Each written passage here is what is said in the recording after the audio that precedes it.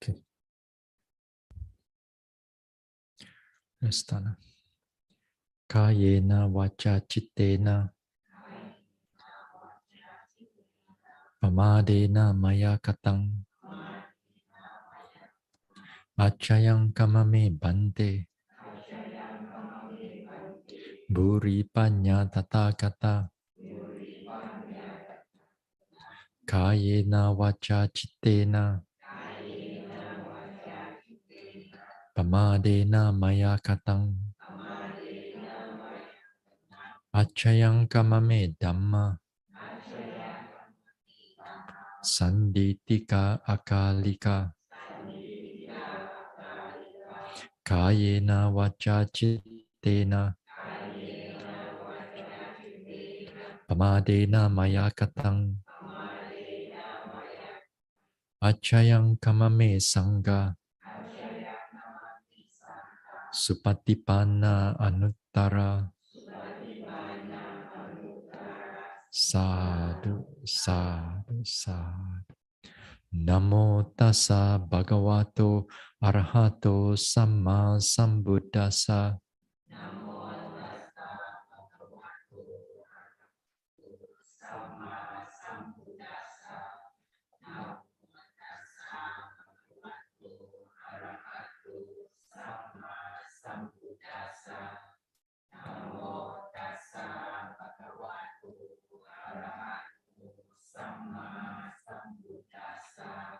Buddhang saranang gacchami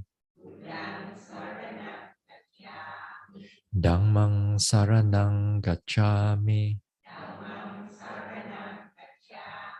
Sanghang saranang gacchami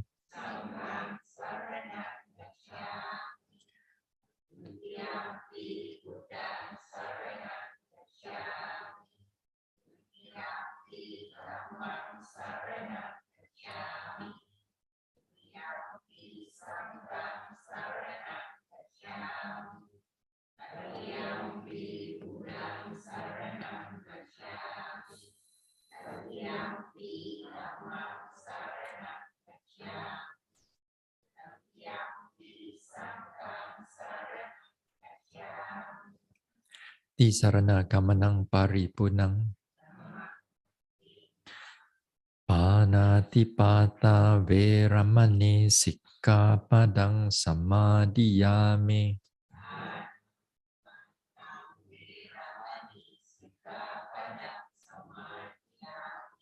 Adina dana veramani sikkhapadang samadhiyami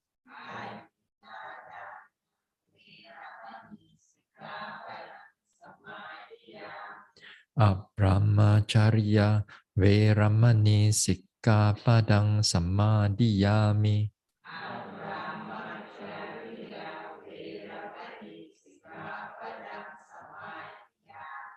Musawada veramani sikkhapadang samadhiyami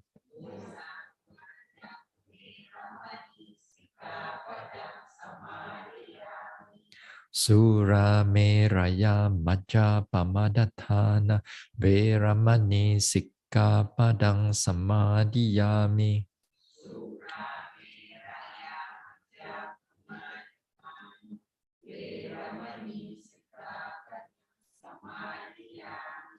Vikala bhojana veramani sikkhapadang samadhiyami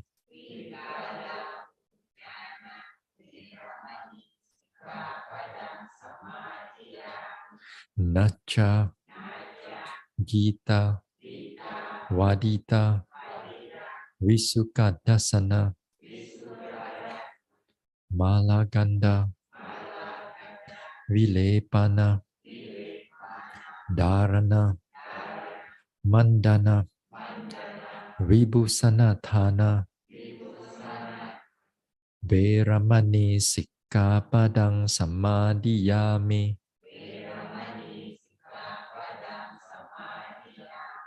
Uccasayana Mahasayana Veramani sikkhapadang samadhiyami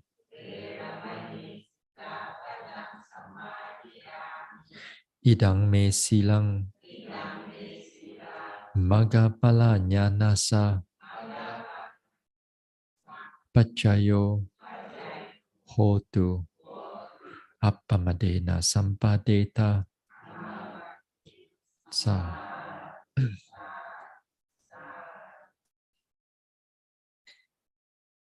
All right, let us do some guided metta. When we sit here, we let go of all the notings on the vipassana objects. Just keep the mind present, calm and peaceful.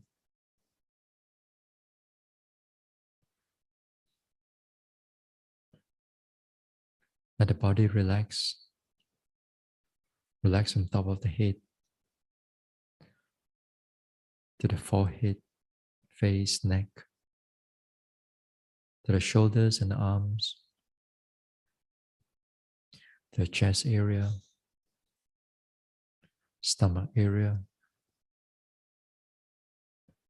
to the hips, to the buttocks, thighs and knees and calves, ankles, soles, toes. So relax the whole body. Keep the mind open, clear, calm and peaceful. May I be free, free from all kinds of harm and danger, free from all mental suffering, free from all physical suffering. May I be peaceful. May I be able to live in peace with myself and in peace with others. May I be well. May I be healthy. May I truly be happy. May I be free from all kinds of harm and danger, free from all mental suffering, free from all physical suffering.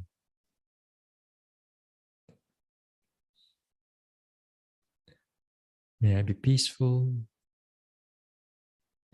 May I be well. May I be healthy.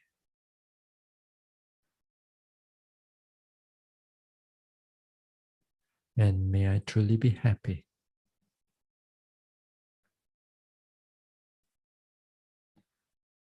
Now let us expand. Let us expand our loving kindness to all the beings around here, monks and nuns, fellow yogis,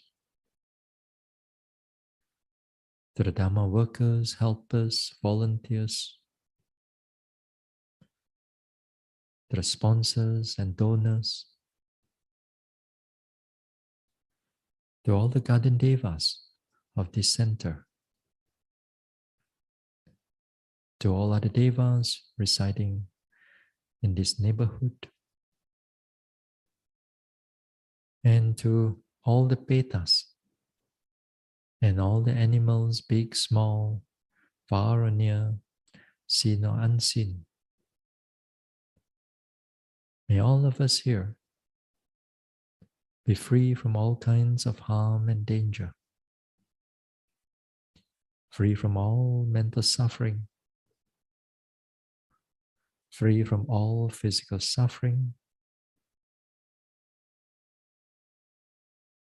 May we all be peaceful, be well, be healthy, and may all of us truly be happy. So may all of us here be free from all kinds of harm and danger, free from all mental suffering, free from all physical suffering. May we all be peaceful. May we all be well. And may we all truly be peaceful, truly be happy. Now let us spread our metta, spread our goodwill, good thoughts to all the people, to all the beings in this country. May they be human or non-human. May the devas or petas, animals, big, small, far or near, seen or unseen. May they all be free from all kinds of harm and danger, free from all mental suffering, free from all physical suffering. May they all able to live in peace. May they all able to be well, be healthy, and may they all truly be happy. May all beings in this country be free from all kinds of harm and danger, free from all mental suffering, free from all physical suffering. May they all be peaceful. May they all be healthy. And may they all truly be happy. Now let us spread our metta, our goodwill to all the beings in this world,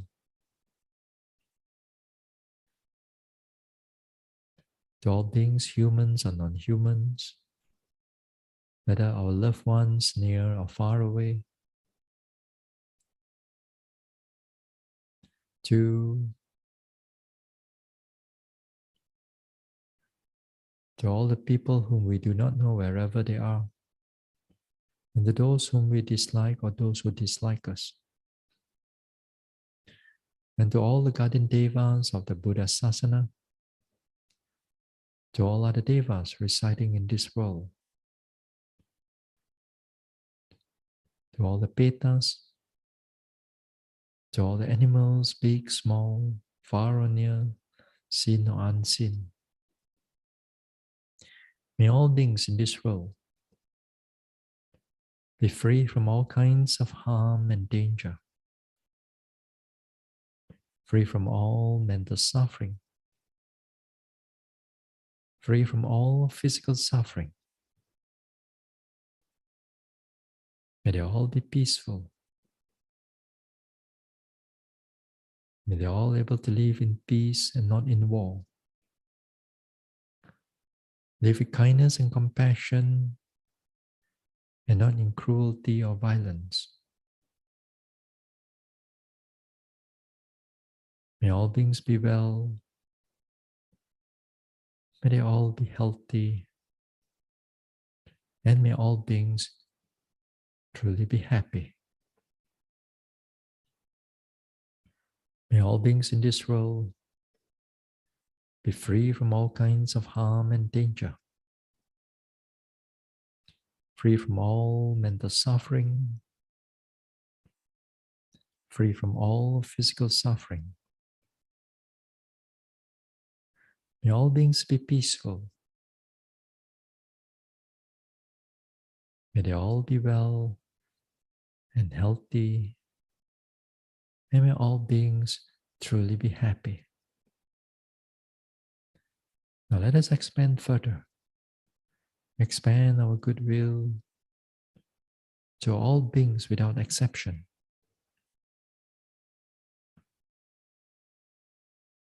To all beings from this universe or universes,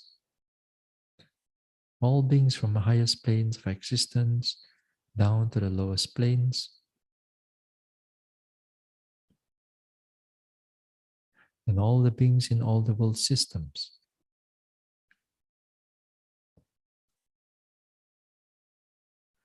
May all beings without exception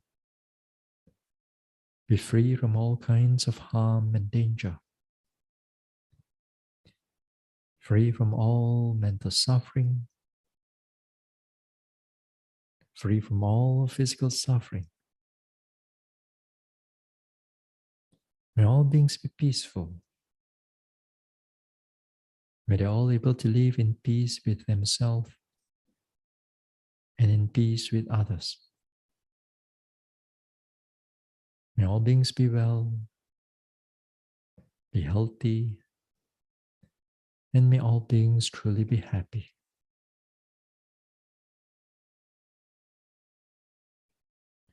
May all beings without exception be free from all kinds of harm and danger, free from all mental suffering, free from all physical suffering. May all beings be peaceful. May they all be well. And may all beings truly be happy. May all beings be peaceful. May they all be well, be healthy, and may all beings truly be happy. Now we slowly let go of the metta. We bring the attention back again to the body. Feel the rise and fall of the abdomen. Feel the whole body here, right now. Then we can slowly open our eyes. Okay. So on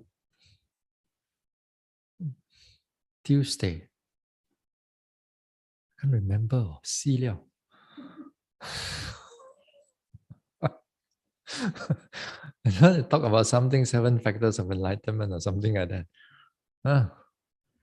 Anyway, now I think I talk about something that 7 factors of enlightenment arises because of 4 foundation of mindfulness.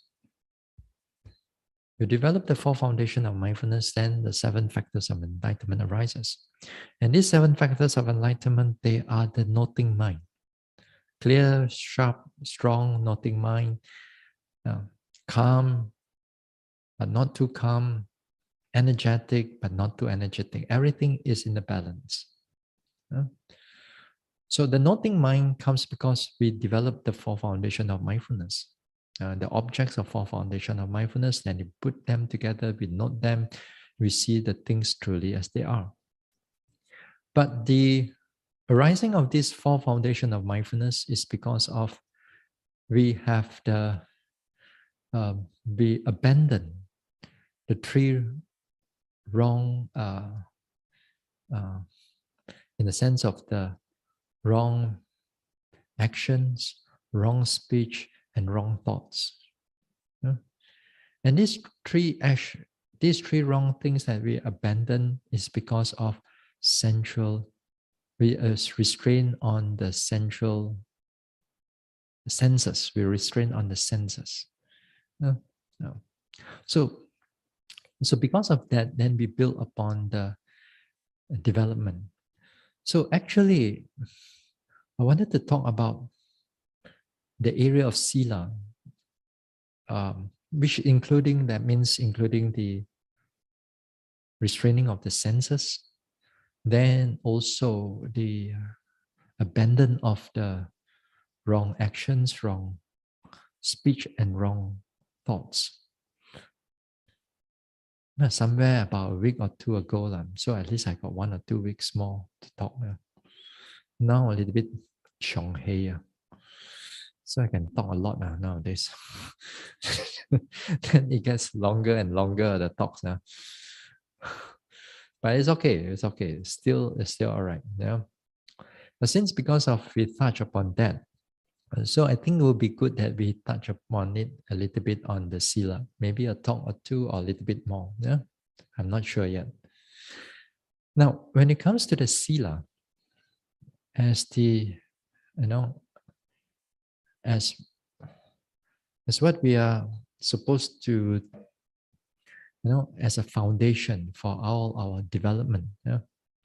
But it also is, but also it will be good that we understand the Sīla a little bit more deeper, so that it actually becomes a foundation for the mental development. Because if you don't actually, in the sense that, direct the Sīla for the mental development, then of course it will still be good, but it will give you happiness, worldly happiness. Because you see, a lot of times when we talk about Sīla, virtue, morality in that sense, we thought that all religion and all good things talk about the same thing. In a way, yes, but it's on the surface, it's the same thing. But behind it can be very different. How the Sīla is being motivated by what? By what is being motivated to perform the Sīla, or to abandon certain wrong things, or to do certain right things. What does it being motivated upon? Well, that also, it will be good for us to know, because that it helps us to able to understand our actions, our speech, our thought. Therefore, we bring those things into the mental development. Then it becomes very helpful. Yeah? So before we talk about those things, we talk about generally about the nature of this Sīla. Yeah? Now, when we look at Sīla as a whole, don't worry about whether it's under what the Buddha thought and so on. On the surface, the Sīla is generally, you can divide it into two parts. One is the avoidance, and the second one is the performance. That means perform. That means you have to act upon it. So the other one, the first one, you have to abandon something, right? So all our Sīla, virtue, falls into this category: to act upon something which is wholesome, and to abandon what is unwholesome. Okay, so with that understanding of that nature of the Sīla, then whichever religion, whether there's Dhamma, whether the Buddha thought or not, or whether other religion thought, if it falls under that, category, then it's also Sīla. And because it abandons unwholesomeness, then it performs something wholesome. That is falls under Sīla. Of course, when we look at, like, for example, when we do our 8 precepts, 5 precepts, these type of things, then it's a kind of Sīla also, because that type of Sīla, basically it's abstaining. You avoid something. You avoid, you abandon the unwholesome ones. So the unwholesome ones for Sīla is the red line. It's a red line that you should not cross. Because if you cross the red line, then the consequences, this life or in the future lives, then it has a lot of unhappy consequences, unpleasant consequences. Rebirth in, the Buddha gave all the examples of rebirth in the woeful states.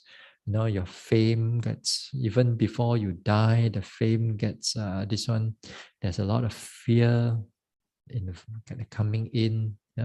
So these are the things that when we cross the red line, that means there's going to be a lot of consequences. The 5 precepts, for example, these are very thick red lines. Once we cross it, we breach it, and then that means we break the precepts purposefully, even whether you know it or you do not know it, whether you take up the precept, you don't take up the precept, the the karma don't care. The karma cares that if you break that precept, the consequences will be like that, whoever you are or whichever being that you are. So they are very strong. So the red line that we should not cross. Now, in that sense, as a category, that what is virtue, what is wholesome, and what do we act out of the wholesomeness, and what is unwholesomeness that we prevent to not to do. And also, there are things that also in a smaller category that we also learn to not to do certain things. Yeah? For example, like when you come into a retreat, then we avoid the uh, singing, avoid entertainment, this type of, in the sense that they are more minor in a sense. Supposing you happen to listen to music, let's say, during retreat, and you've taken up 8 precepts. Do you think you sekali masuk into the hell or whatever? No lah, which I don't think so lah, which I don't, but I do not know how the consequence will be. But this one, it will affect the mental development. The attachment, the desire is there.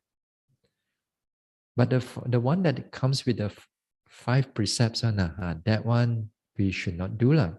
But the 8 precepts also, you also got the 5 or so, isn't it? In a way that we don't cross that one. As long as we don't cross that it, and then there are smaller, minor ones that we do it, we observe it, so that we avoid those things like entertainment, luxury, and so on. So that is good. That is wonderful. So there are also wholesome deeds, wholesome actions that we have to perform. Things like falls under dana. Wholesome actions, it falls under dana.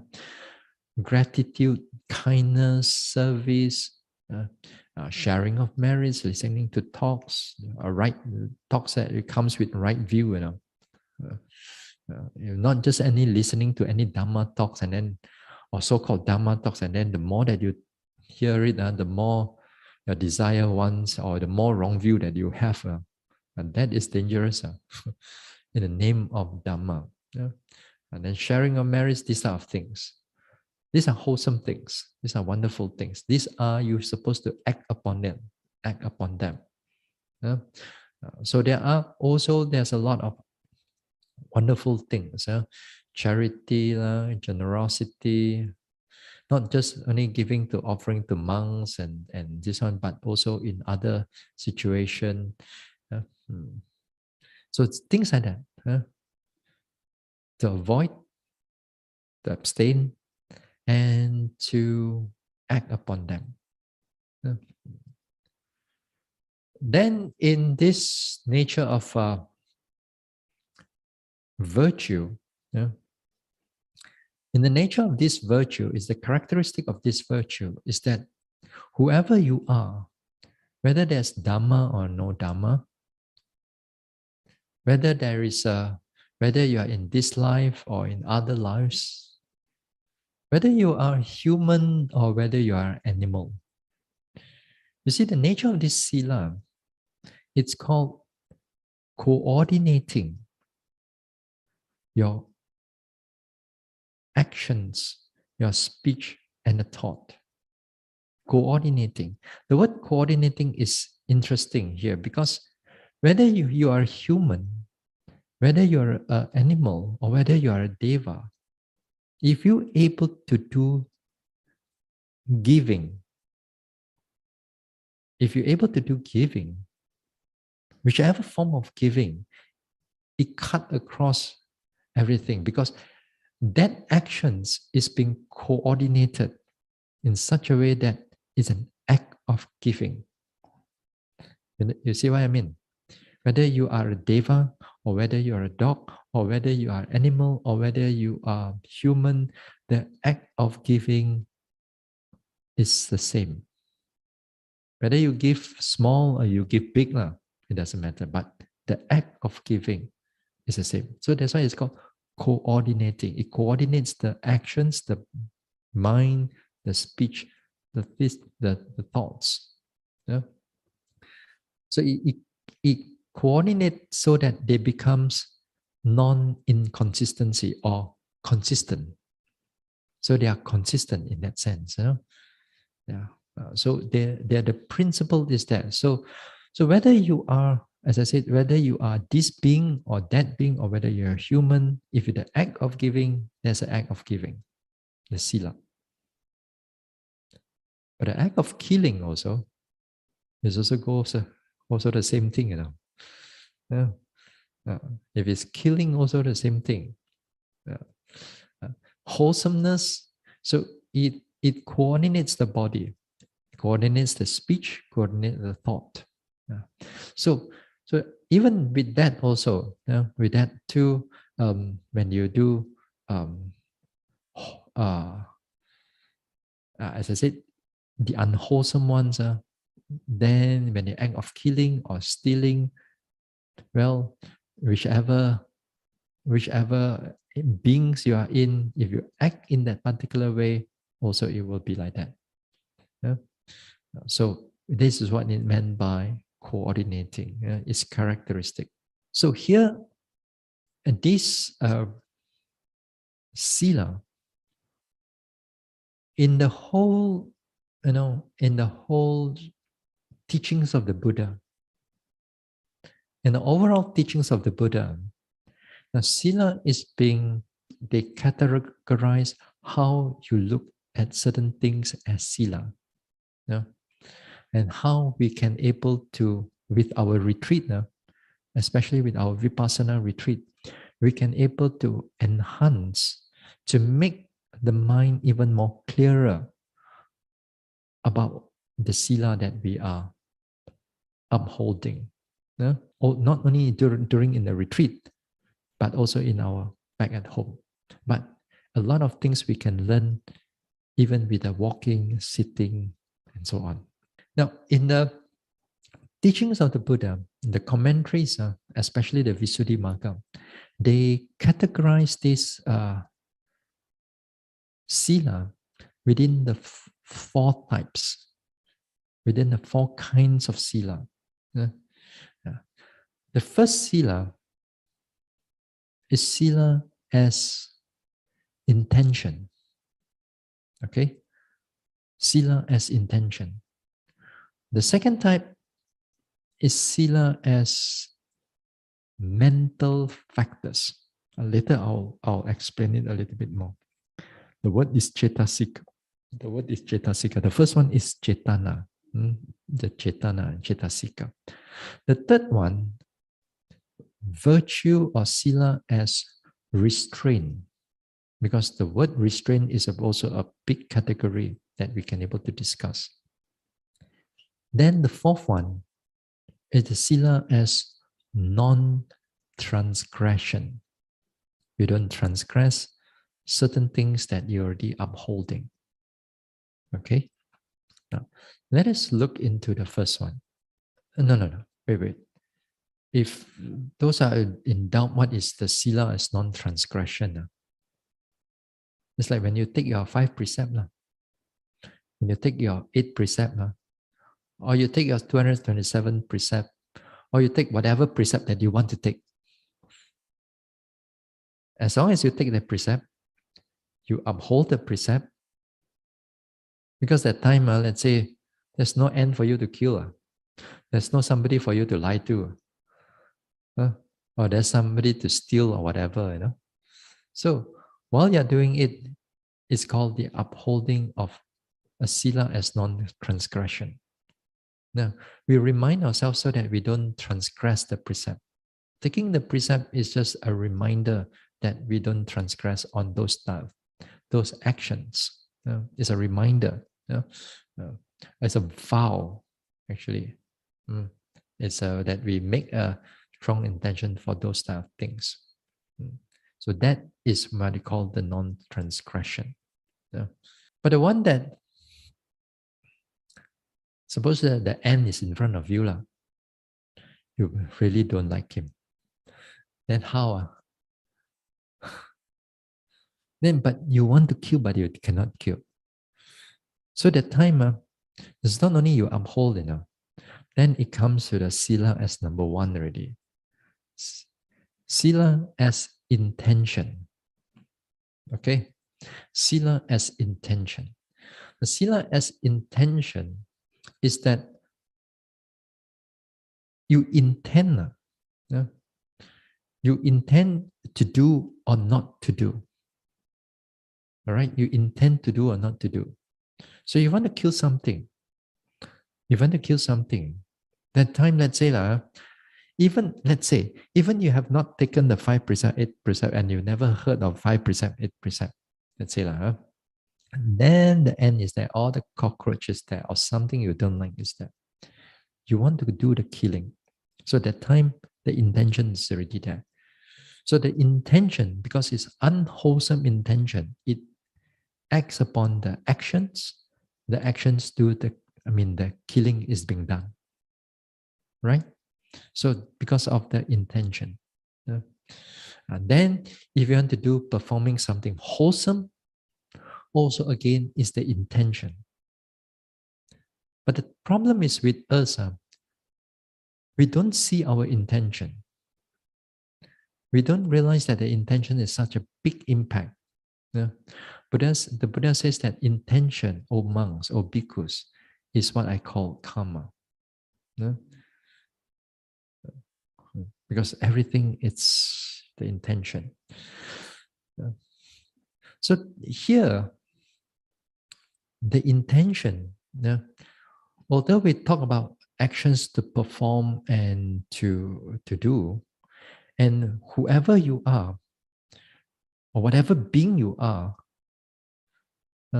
as long as that moment of time you intend not to do, then you avoid that killing. You avoid that stealing. You avoid that sexual misconduct. You avoid the thing. You avoid whatever unwholesome actions that could be a potential for you to do. So you avoid it because of your state of mind. You want to prevent these type of things. It doesn't have to have Dhamma or whatsoever. Yeah. There are people who are like that out there, they don't have Dhamma, they don't have this one, but they just don't want to do the unwholesome actions.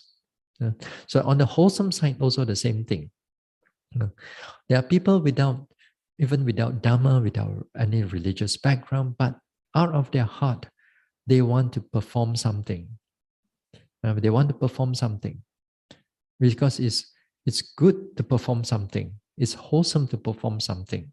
In that sense, so that their action comes with intention. But that's not all, because where do we do our intention now? How will be your, before you walk, note your intention, then you start walking. Before you stop, sometimes I say, note your intention before it stops. So how does all these things tie back to our virtue then? Yeah. And that also will be, interesting for us to know. You see, intention, sometimes it may not just be the moment you want to do, the intention only there, Sometimes your intention already begins maybe an hour ago already. Or maybe a day ago, maybe a century ago already, or maybe some years back already.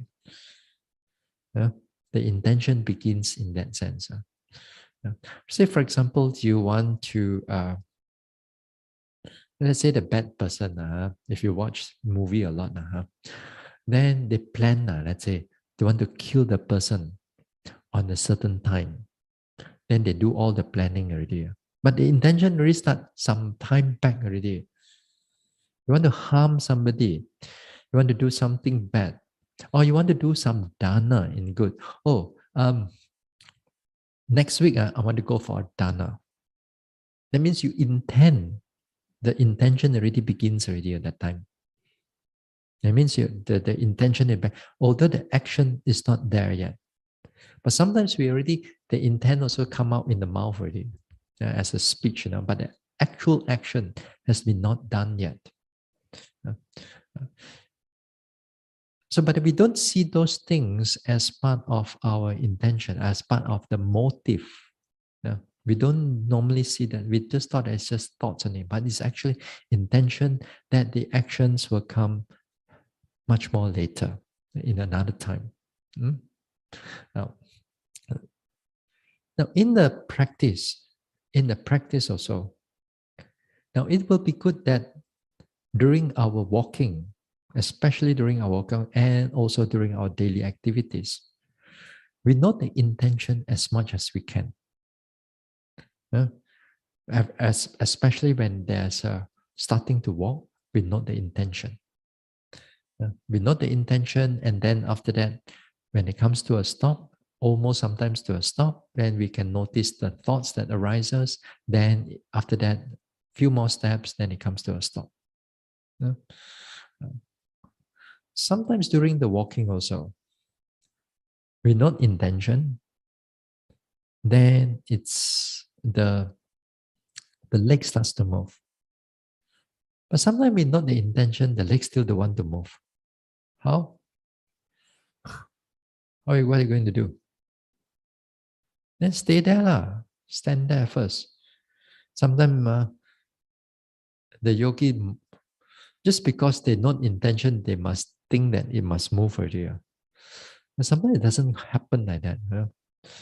Sometimes you have to note it a few times, not a few times, then only start moving, How come like that? Because sometimes the intention maybe is not in the sense that it's immediate.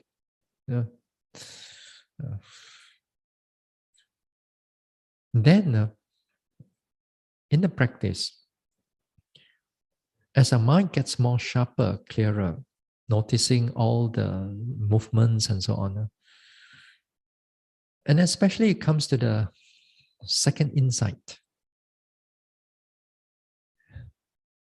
Insight of what? Insight of knowledge of conditioning. The knowledge of conditioning.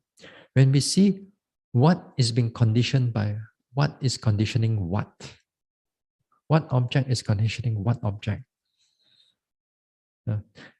And as we get deeper into this practice, the intention becomes much more clearer to the yogi rather than just only a mental label. It's not just only a mental label, but it's much more clearer that it's actually you feel that there is a consciousness that arises. The consciousness that arises, then it disappears, then the leg starts moving, or the hand starts moving, or you start getting up, or you start getting down. Or sometimes you know the intention, then only the hand starts pushing out to noticing the turning of the doorknob. The mind is already knows that it wants to go through the door to wherever we want to go to. From here, you want to go to the dining. The intention is already there. You already know that, oh, I'm going. Then going where? Going to this one. Going to the hall. Then the mind makes the intention, then you start walking. Intention to walk. Then you start walking. Then it comes into opening the door and so on. But the mind is already wanted to go to the this one. Sometimes it's good that we check on this type of thoughts also, not just only on just beginning to walk and only walking only. Yeah. And that also it comes as sometimes as a thought, just as a sentence in our minds that okay, now going there, going for makan. Yeah. Right. So you sit down, tong, tong, or breakfast time. I'm going to go there. So at least know first, know that this one, yeah, will be good. Take note of that state of mind because that state of mind, although it looks like just a thought that is passing through, it's already an intention that's going through that, Hmm? So it's good that for us to take note. Even sometimes when you sit down, then after that, you start planning about what you're going to do at home. And you get involved into it. Sometimes it's a form of intention. That, yeah, do want to do this, you want to go there, you want to makan this, you want to makan that, you want to plan this and that. Then that means that the planning also has got to do with certain intention is involved. But it's where the mindfulness comes in. We override the whole intention. Because why? Maybe it's unwholesome. Maybe it's unnecessary. Maybe it's, well, we can go back and plan. Then another state of mind override the whole thing. Yeah. So override the whole thing, then we stop that thought from getting more further.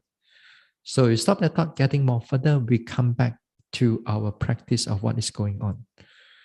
That means if you're aware of it, the planning the thoughts are us is a kind of intending to do something, but the wholesome mind overrides it so that it stops the whole thing. It doesn't getting more, it gets back to our meditation objects. So it's wonderful. It's good in that sense. Yeah. So the planning the thoughts that come in, although it looks random, but the mind is actually know what it wants. Your desire behind that, it know what it wants. So it would be good that sometimes you take note of things. Sometimes you want to know your character, what type of character you are. Whether you have a lot of ego, a lot of desire, a lot of hatred, a lot of sadness, a lot of this or that. You see what type of thoughts normally come into you. Suppose you love food one. Then you sit down every time the imagination, not all the time, but a lot of time the imagination come about food, food, food, food, food, food, food. You're planning here, you close your eyes, food in front of you. Desire, ma. And then people who are perhaps like they have a base of hatred root. Many times I said, all these type of thoughts, I said, you don't get involved into it. You want to get involved into it, then more thoughts will come, isn't it? But you cannot avoid looking at them. They're in front of you all the time. And they keep on coming. So if you are more like a hatred, then a lot of your thoughts are like very unpleasant. Today, song that you don't like that one, you don't like this one, you don't like this, you don't like that, you don't like the fan, you don't like the sound, you don't like this. You just something lah. It makes you unpleasant.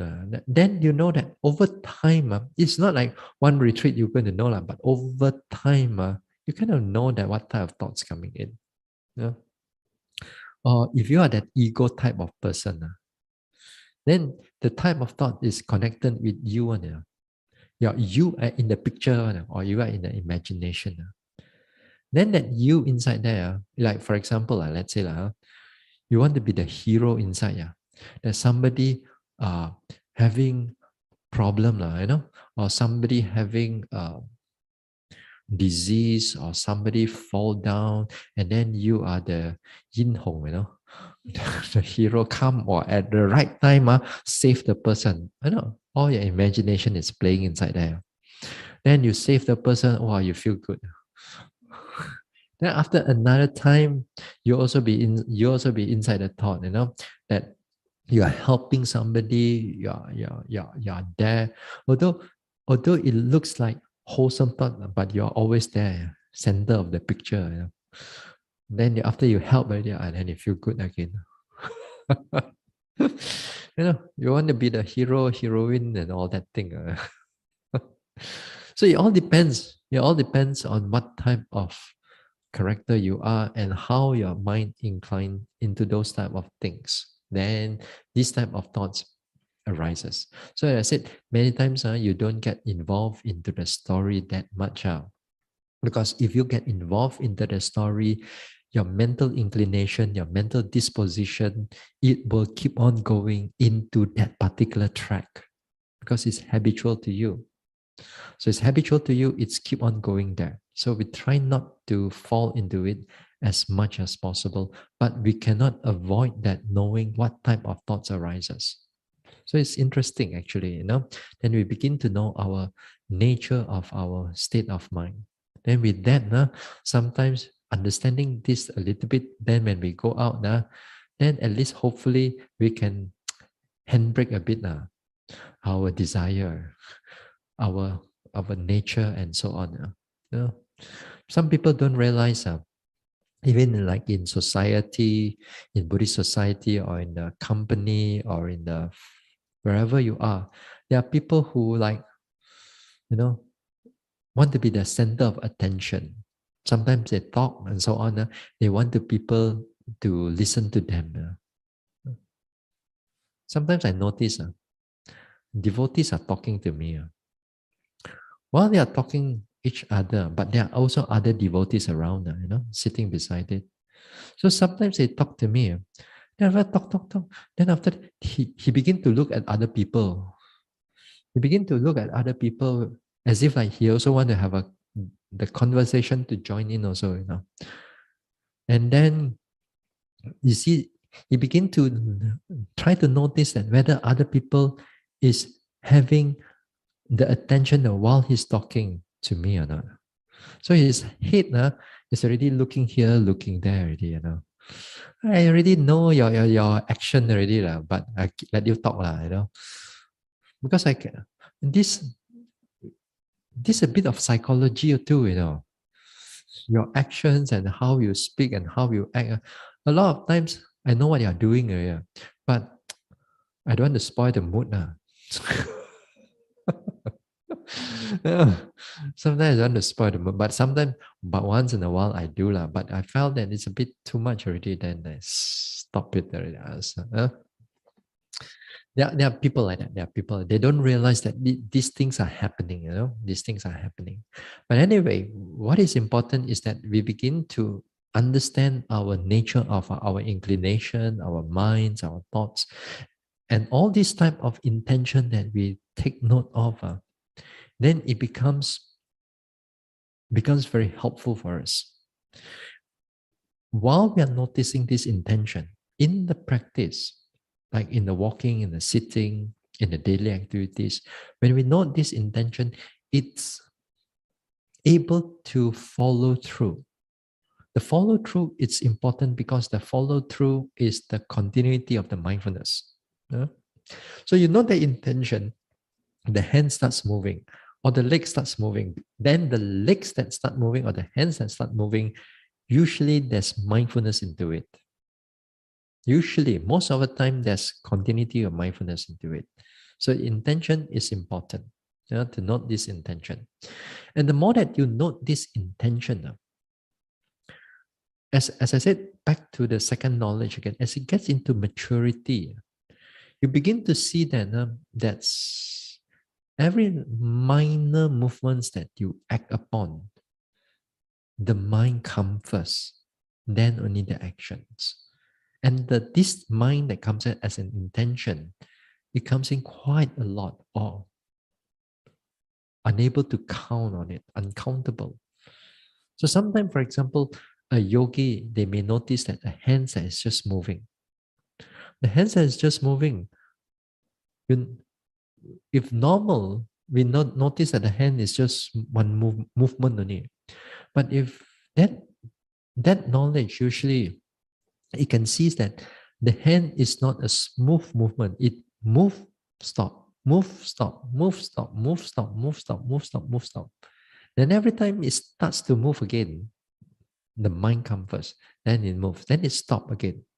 Then the mind comes again, moves again, comes again, move again. So that means a single moment of a movement, then the intention is quite a lot. They see intention, intention, intention, a series of intention and its corresponding movement. So just that simple movement of an arm, yeah, the simple movement of arm, not only just the simple movement of, and then also the lifting, pushing, dropping, and so on. Every lifting, pushing, dropping, the mind comes first. Then the whole lifting is being, perhaps for some yogis, it being divided into even more minor movement, and every minor movement it proceeds with an intention. The thoughts come first. So even like so many movements that you go through, then there's so many intention that is involved inside that. That is an interesting thing, because here, when you are paying attention to these things, then the aspect, the perception of non-self, not I one, but it's only conditioning, mind conditioning the body. So the knowledge of conditioning. Yeah, it sees the knowledge of, it sees the action very clearly. It sees the mind, it sees the action very clearly. And that is important, that we see all these things. Then when you see that these actions, like every small little single actions, that there's a lot of intentions that is involved into it, your movements, this one involved into it. Then with that, that understanding, you make it what we call inferential insight. Inferential means that it's not just only what you see, but what you see right now happens in that way. But inferential means in other times also, in the past, in the future, in the present, whether you are mindful or not mindful, intention always occurring inside there. That means you extrapolate your whole understanding due to your direct observation of what is going on inside there. Okay?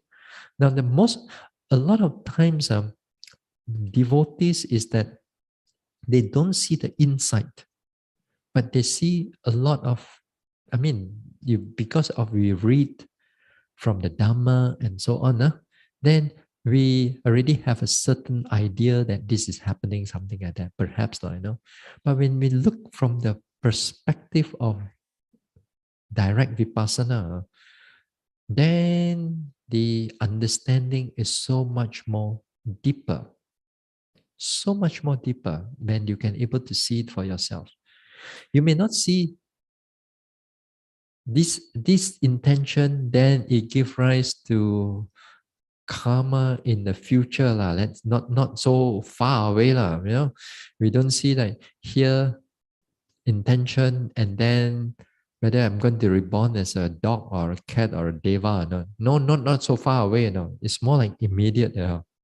But because of this immediacy that we're able to notice these type of things, and also that we notice there's so many intentions that's coming together with those things, then because of this seeing all this conditioning, then we begin to understand the workings of karma much more deeper, and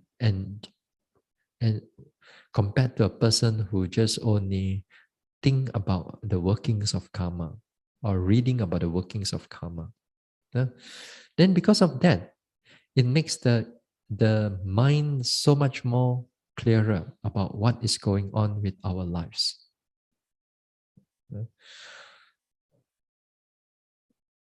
Sometimes the Buddha mentioned, like one single act of killing, reborn in the hell for so long. Then mana boleh? When you think about it, one act only, how come so long is the resultant? One, but why? Why is it so powerful? Why is it so powerful?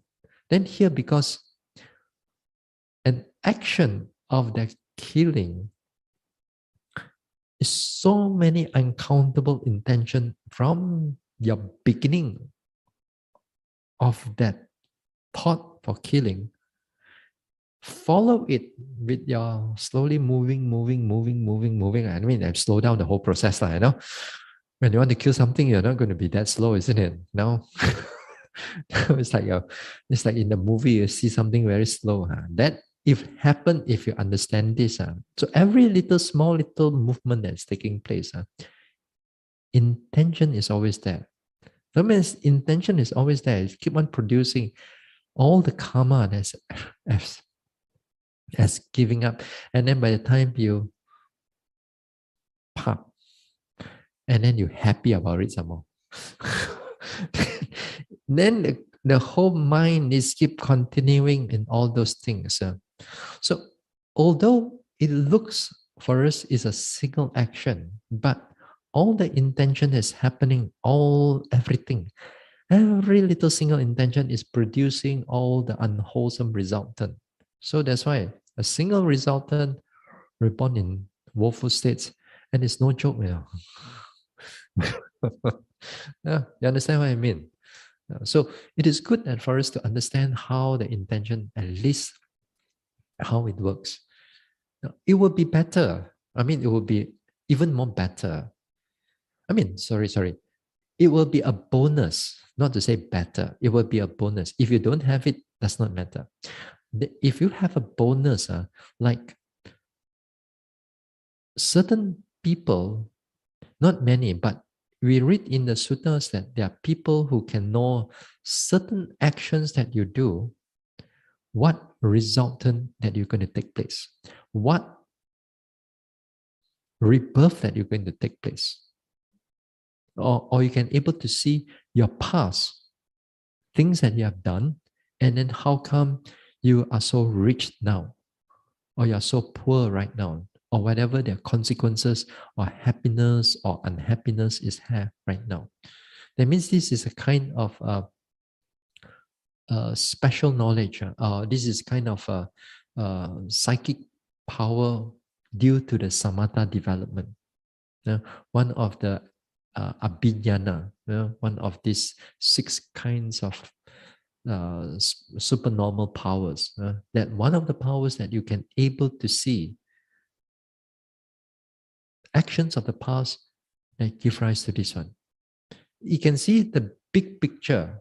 You can see the big picture of how karma takes place. But if the person doesn't practice vipassana, he cannot see how the small picture that's happening. For us, we see the small picture. We see the conditioning of everything, but we cannot see the big picture of everything. But if you have both, small and big also you see, that will be good. Yeah. But what is important here is whether you see it or not. In the big picture sense, where this action then give rise to this resultant in whichever rebirth that is going to go through. Even you have that knowledge, it still is not able to bring you out of samsara. That knowledge, that type of supernormal power, it may not help you to get out samsara. In fact, that sometimes that type of knowledge, it becomes a burden. Let's say, if I have this power, let's say, then after that, somebody pass away. Bante, where is my mother born? Even I can see, let's say, then I'll be so busy already. Then this is your mother, then after that the sister, then the father, then the best friend, buddy. That's what happened to the Buddha. Sometimes And what we read in the suttas that somebody died, Ananda will come and ask him, so, no, ask the Buddha, so this monk passed away. So what type of rebirth is going through? Then the Buddha said, oh, this one no more rebirth already. That was the last rebirth already, Arahant already, gao liao, finished liao, the story, the whole thing. But sometimes there are beings, there are other devotees and so on. They are not eradicate all the defilements yet. Then they ask the Buddha, so where they reborn? Then the Buddha says, Hayo, like that. I didn't say Hayo, but but wearisome, wearisome.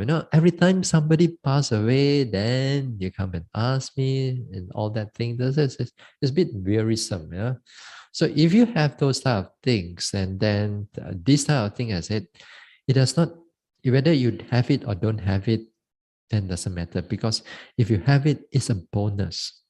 Some yogis, due to their past karma, even they practice vipassana, perhaps they can bring that type of knowledge arises, but that is far and few in between. So if you can play with that knowledge so much, then you can this one with this thing, then you have no time for vipassana, because it's interesting to know, But after you know, after all, you're still in samsara. After all this knowledge of where to reborn, heaven, Hades, still samsara. After in the beginning, it's interesting because never seen before. Well, you see how they rebirth and things like that. It's interesting in the beginning, but after that, it's a burden.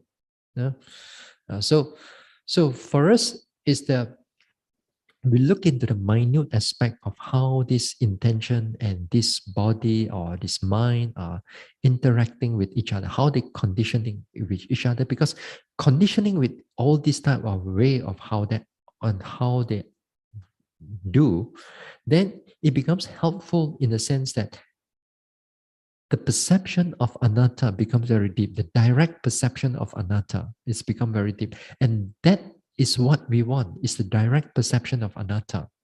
Because the direct perception of anatta, then when we look at those things, it reduces or it abandons the idea of a self, the I. You begin to see that all these like thought processes, that before that you see that, oh, I am inside there, myself is inside there, my sister, my brother, my siblings, my mother, my father, my loved ones, my children. Then here, if you slowly begins to disconnect with it, then you see that these are just thought processes only. That it's a process, it's a mind created, it's a thought process only.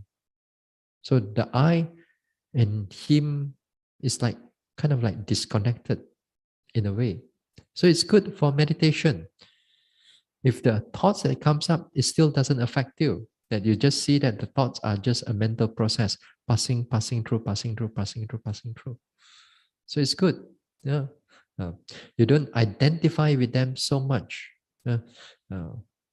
So that it's, in a way, it's wonderful.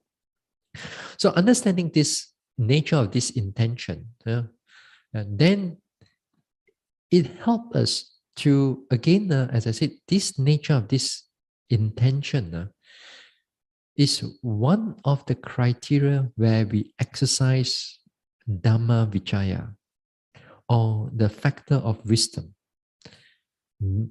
Purposely try to note the intention in our practice, is that we begin to able to differentiate, to discern, to draw a line. This is this, that is that.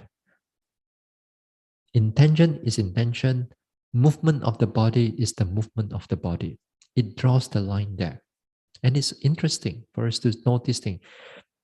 Because in this way, when we begin to break those things, due to the nature of you purposely exercise the Dhamma Vichaya, or you purposely exercise the wisdom, then in many ways in the future, it helps us to see things, especially when it comes into our Sīla, much more better. So Therefore, when we can able to notice these things, then when we go out there and we certain exercise our Sīla, then it helps us to notice our mind much more clearer. Should we act upon it or should we abandon it?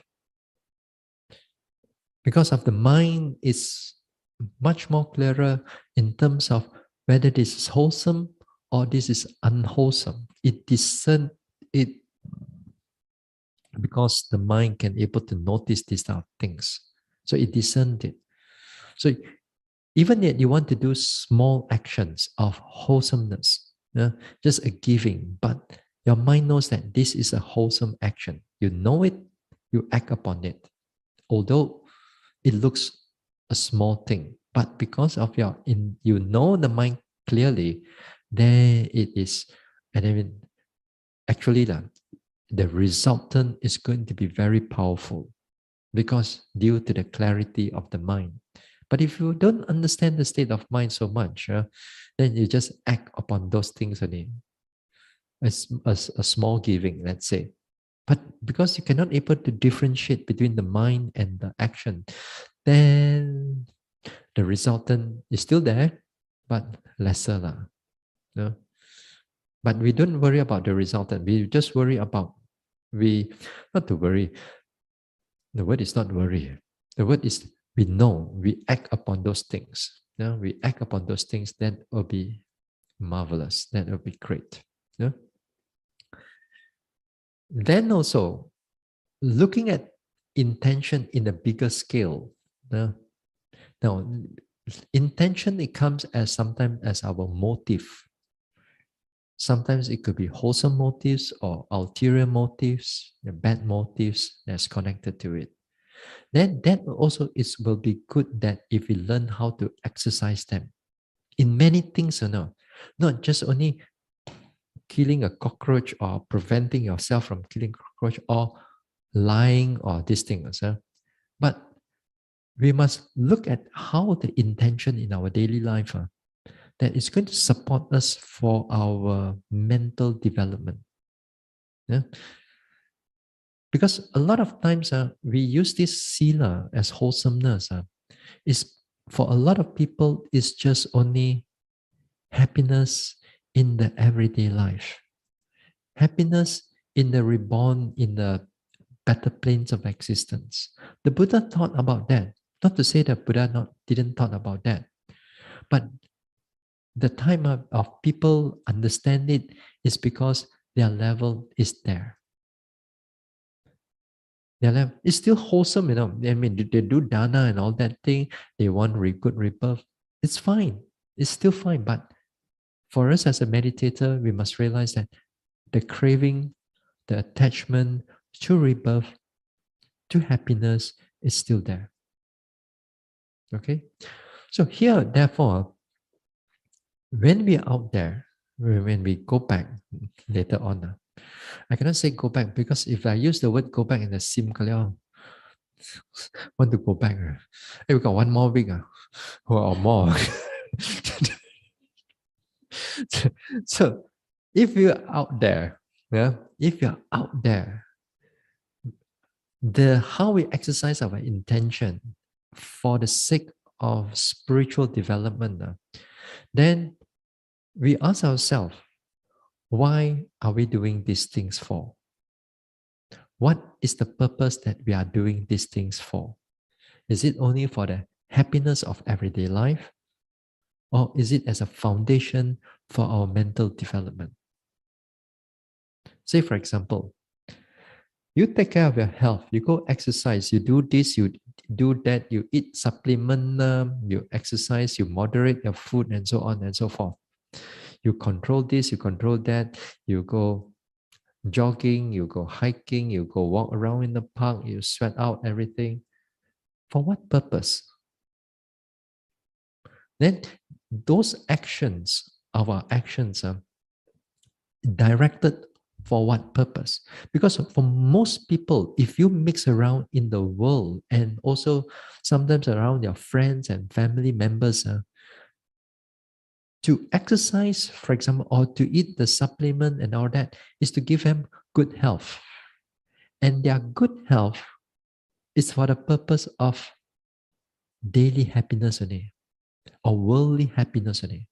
That means if they have good health, then they can go tour, they can go makan more, they can go this thing more and that thing more. But for you all to have good health, then we understand it as the good health will be helpful for our mental development.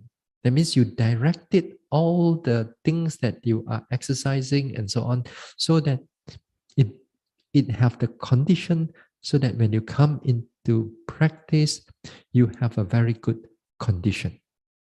Then that sila, that actions of all the actions that you are doing, then it brings about, it becomes a condition for mental development. But side effect is that you also feel happy in the everyday life, isn't it? You still have that, not that only come and retreat, yeah, healthy and then not healthy. You cannot know. You're still healthy, but you bring your intention to a more noble, for a noble practice, for the noble goal.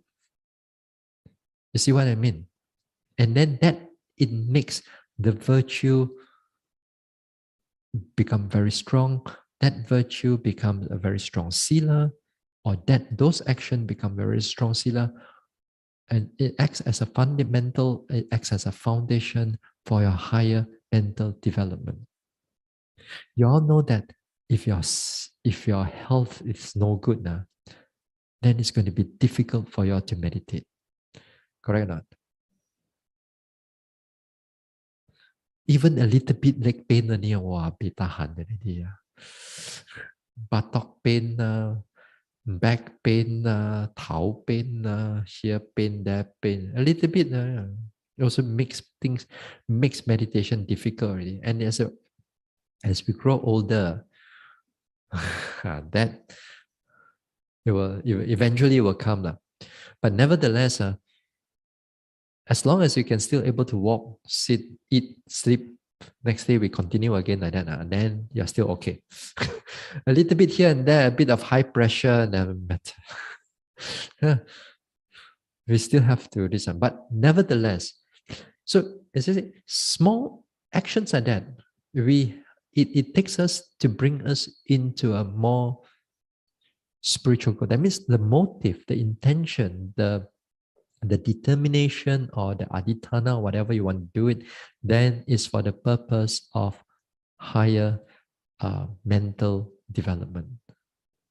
What else that we are doing in our everyday life? For your health purpose, for example, you see the doctor, you eat this, you do this, and whatever all these fall under health Let's say you want to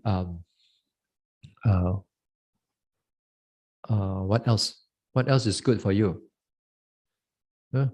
Even your good mental psyche also, So sometimes you need certain like social group and so on.